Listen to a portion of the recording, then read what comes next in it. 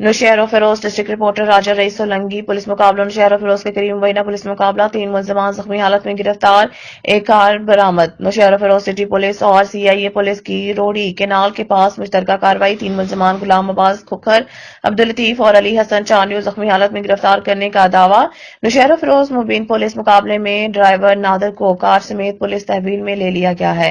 Nowshera Firoz मुबैना police मुकाबले जख्मी हालत में गिरफ्तार होने वाले मुलजमान नौशहरा फिरोज दादू सांगड़ खारपुर जिला में पुलिस को मुतअद्दिद चोरी लूट मार डकैतों के मुकदमात में मतलूब थे। ये टारगेट कन हा नौशहरो फिरोज के अला साईं नौशहरो फिरोज जे गरीब माण्हुनि खे हिननि ड्रग्सनि खां बचाए वियो। इहा सिया पुलिस जी बहितरीनु कामयाबी आहे जंहिं माण्हुनि खे तहफ़ुज़ ॾियण में बहितरीनु कारनामो अंजाम ॾिनो।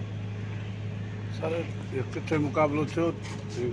इहो पट्टीतन रोड सां थियो आहे मुक़ाबिलो। इहे तक़रीबन जेको आहे सो घरनि जा धाड़ा हणंदा नी, लतीफ़ उमर आहे ऐं अब्बास जेको आहे सो खोखर आहे, ऐं सां हिकिड़ो चांडियो गॾु आहे, ॿियो ॾिघो ड्राइवर आहे, ऐं हिकिड़ो जेको आहे रफ़ीक आहे चांडियो, उहो भॼी वियो आहे।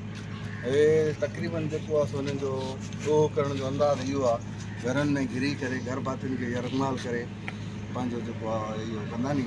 ऐं हे जेके आहिनि सिर्फ़ु हिते नौशहरे ज़िले में कोन था करनि, पर पूरे सिंध में हे हर डिस्ट्रिक्ट जा ॾोहारी आहिनि, जंहिंमें सांगड़ बि आहे, ऐं हैदराबाद बि आहे, जामशोरो बि आहे, दादू डिस्ट्रिक्ट बि आहे, ऐं अलाह तव्हांखे गंडो अलायर में बि धंधो कया आहिनि।